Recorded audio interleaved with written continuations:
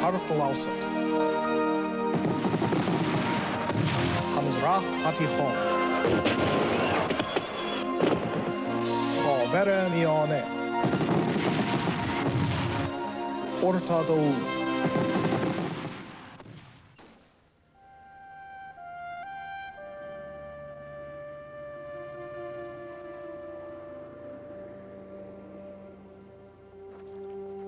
One of the odd things about the Middle East is that we know it, and yet we don't know it.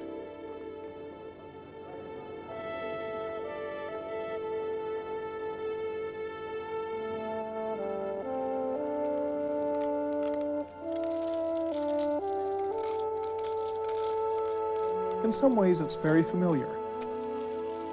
It's in the news all the time.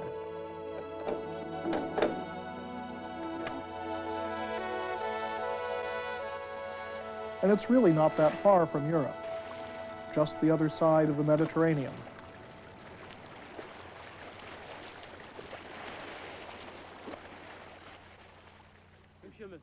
But on the other hand, the Middle East can seem very strange and exotic. Outlandish clothes and customs.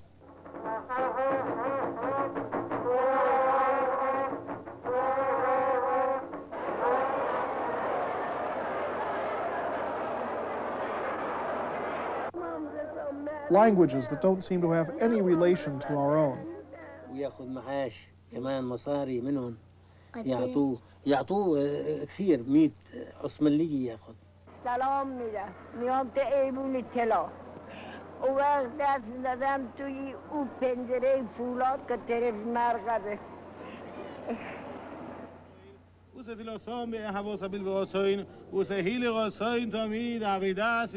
And even when we do pick up a few words of a Middle Eastern language, we still have trouble with the writing, which looks totally alien to us.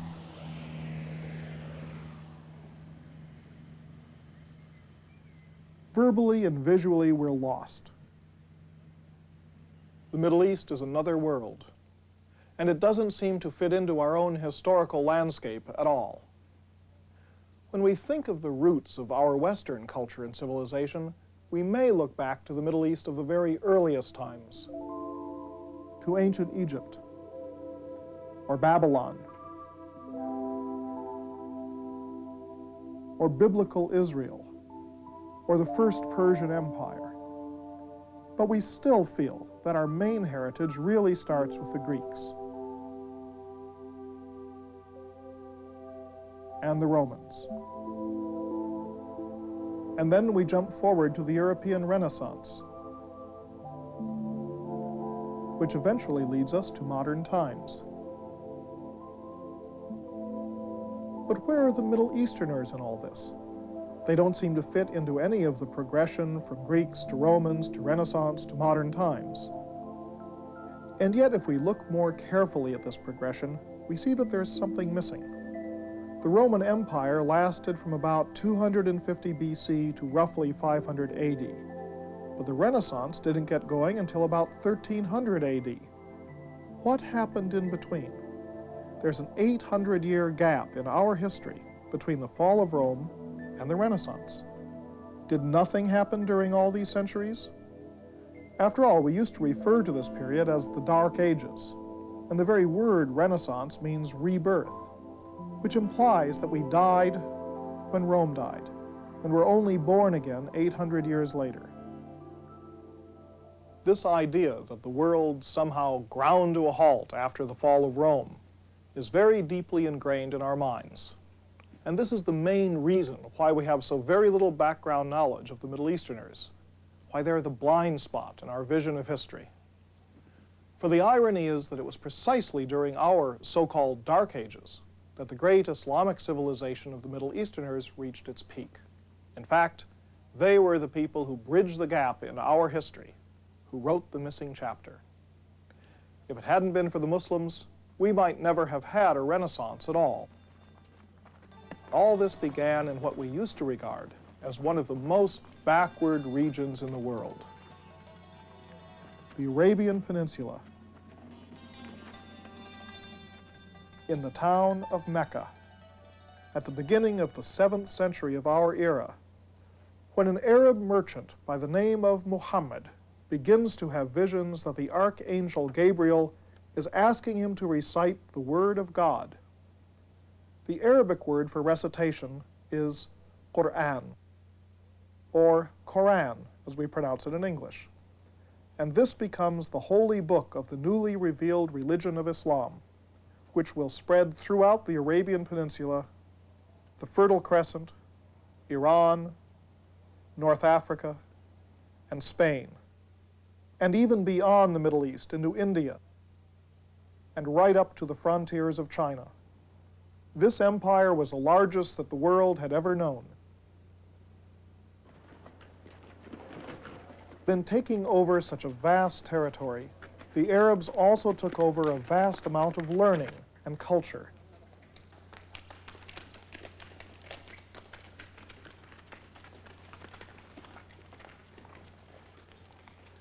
The early Arab Muslims were themselves very simple Bedouin from the desert.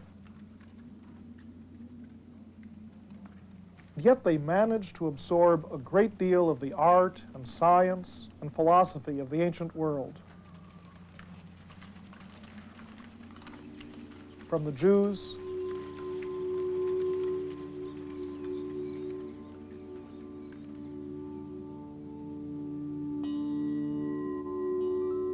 the Greeks,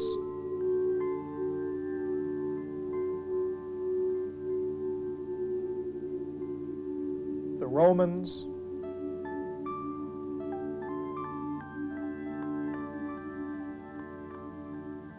the Iranians,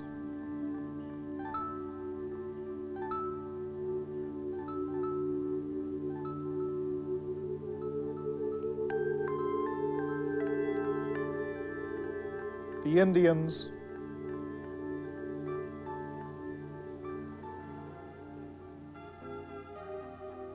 the Chinese. The great achievement of the Muslims was to synthesize all this and transmute it into a new world culture, the most obvious symbols of which are visual. Islamic architecture, domes and minarets, arches and alcoves.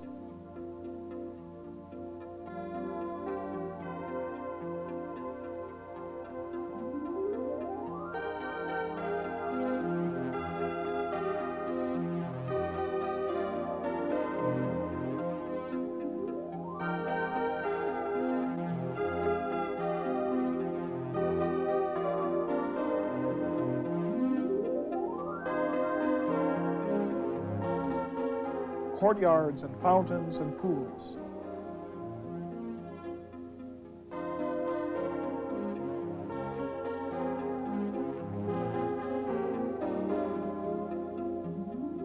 The very stamp of this civilization is Islamic design. The elaborate interweaving of calligraphy and abstract patterns. A geometrical dance that appears to go on forever.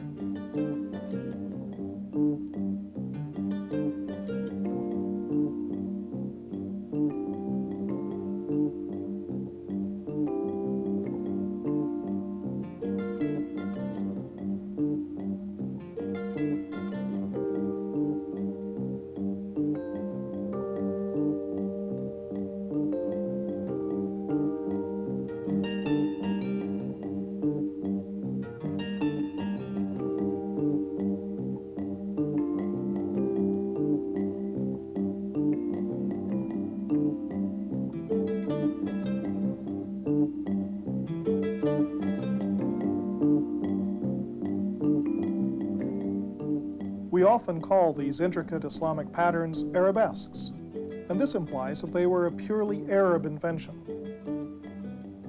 This isn't so. Like everything else in medieval Islam, they were a product of many different peoples. This was a truly cosmopolitan civilization. One of the best symbols of this is the medieval collection of folk tales known as the 1001 Nights, many of which are set in 8th century Baghdad in the days of the great Caliph Harun al-Rashid.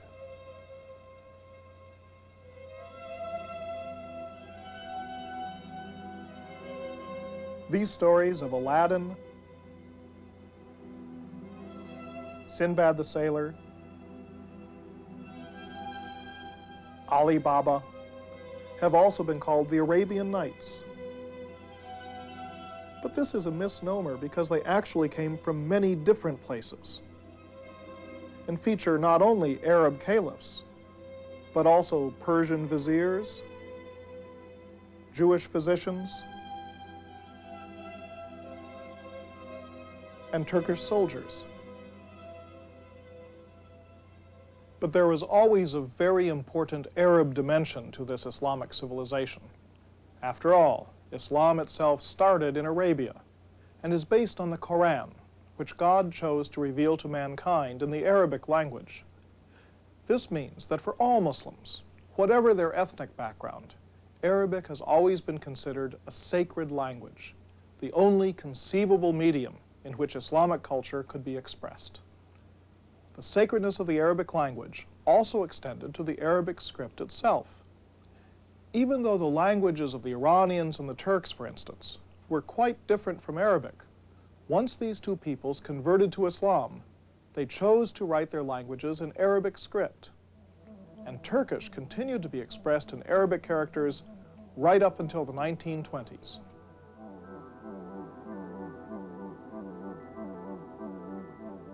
And the Persian language is still written in Arabic letters even today.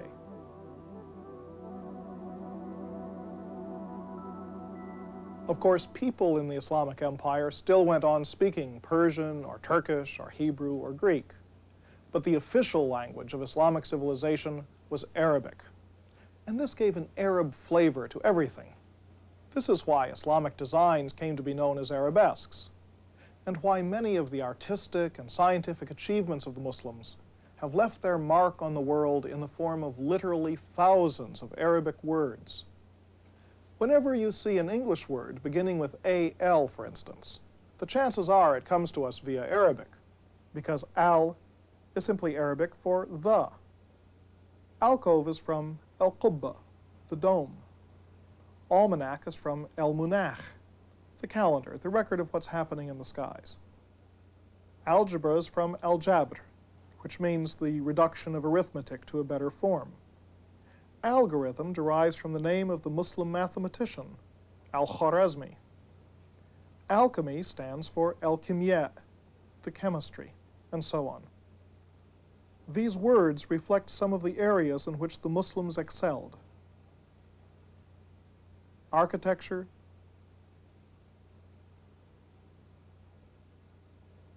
astronomy,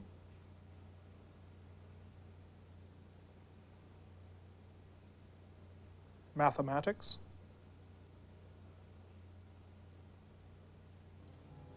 chemistry.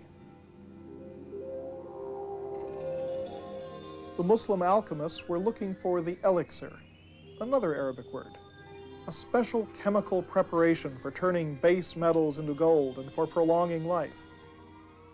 They never found the elixir of life, but in searching for it, they laid the foundations of modern chemistry.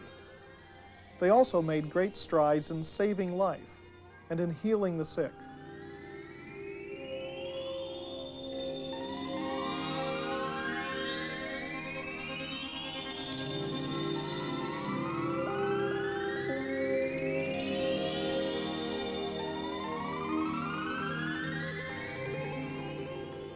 They invented many new medical instruments.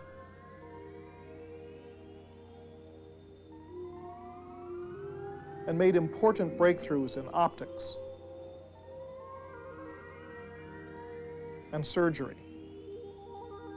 All of this may look primitive by today's standards, but we should remember that these are pictures from 1,000 years ago, when Islamic medicine was much more advanced than anything going on in Europe. One of the most famous Muslim physicians was a 9th century Iranian by the name of Ar-Razi, who was known in the West as Razis, and who wrote many influential medical works.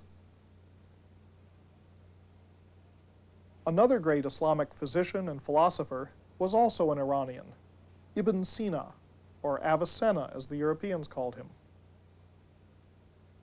Avicenna completed a medical encyclopedia at the beginning of the 10th century called the Canon of Medicine, which is the most famous single book in the history of medicine in both East and West, and which was used as the standard medical text throughout Europe until the 17th century. The Muslims not only did pioneering work as physicians, but along the way they also developed two institutions that had never been set up on an organized basis before: the hospital and the pharmacy. And they built a network of these therapeutic establishments throughout the Islamic world, so that wherever people traveled, they could have access to health care and medication. But the Muslims also believed that what happened on earth was very much influenced by what happened in the heavens. They were fascinated by astrology and astronomy. They perfected all sorts of elaborate instruments for measuring the movements of the stars and the planets, and gave us such words as zenith and nadir and azimuth.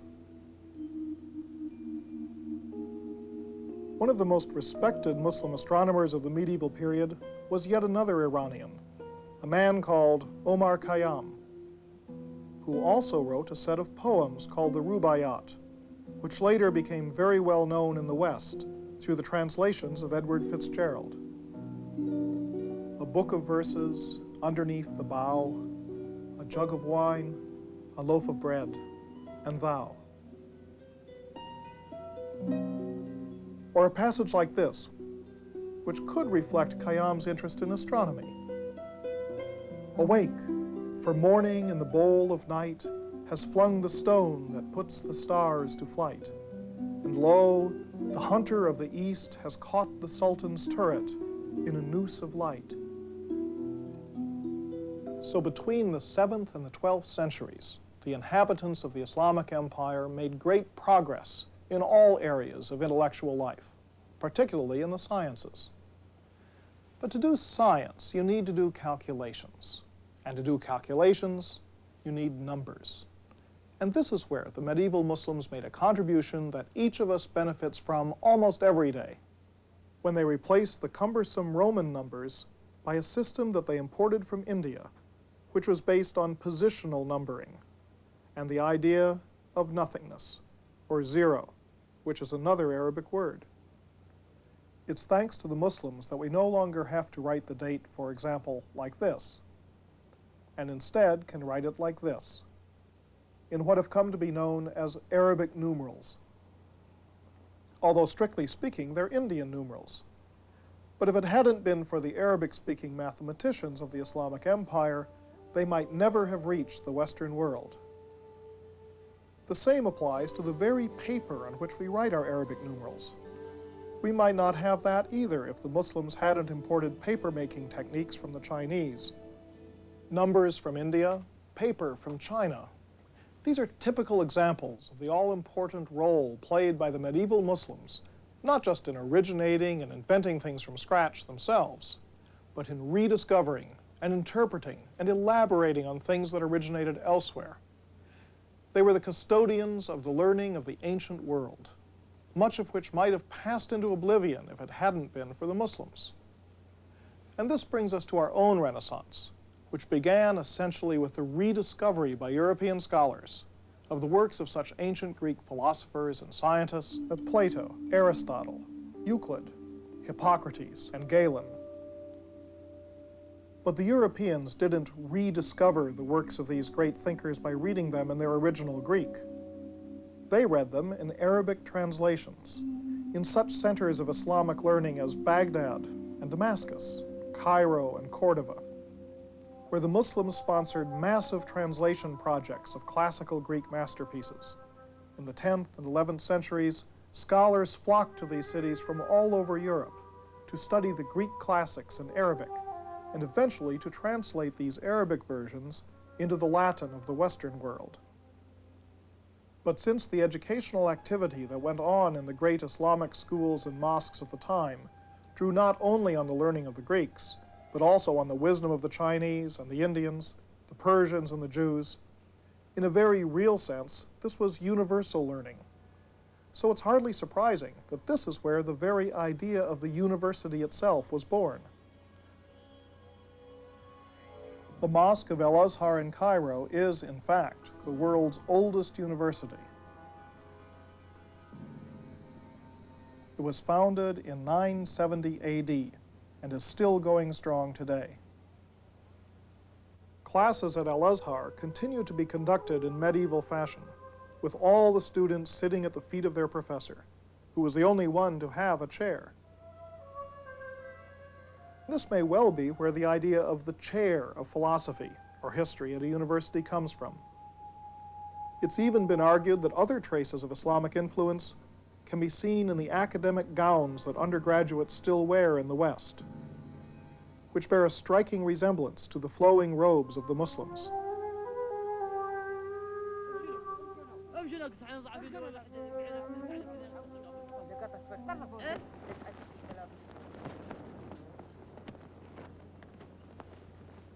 All of this may help to explain some of the mixed feelings that many modern Middle Easterners have concerning our modern Western high-tech civilization. They regard it with a mixture of awe and condescension. On the one hand, they are envious of all the scientific and technological progress that we've made. On the other hand, they can't help remembering who got us started on this path of progress in the first place. Those medieval Muslims who were the torch-bearers of culture and civilization for more than 500 years, who lit up our dark ages, and whose great empire once seemed poised to take over the entire world. In the year 732, the Muslims even got as far as Poitiers in France, where they were defeated in a decisive battle by the Frankish ruler Charles Martel.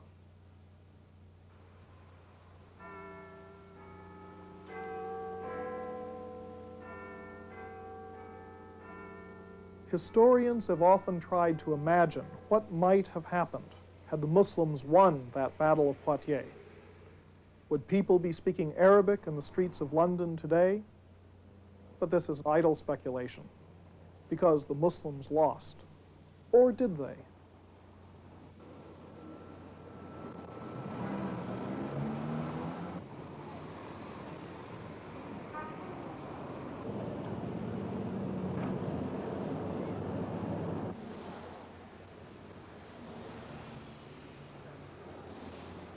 ومن أكبر قاعتي للفن ومن أكبر متاحف الولايات المتحدة، وقد نشأت الصلة الفنية. بس إذا مخلم بدي أضل موجود.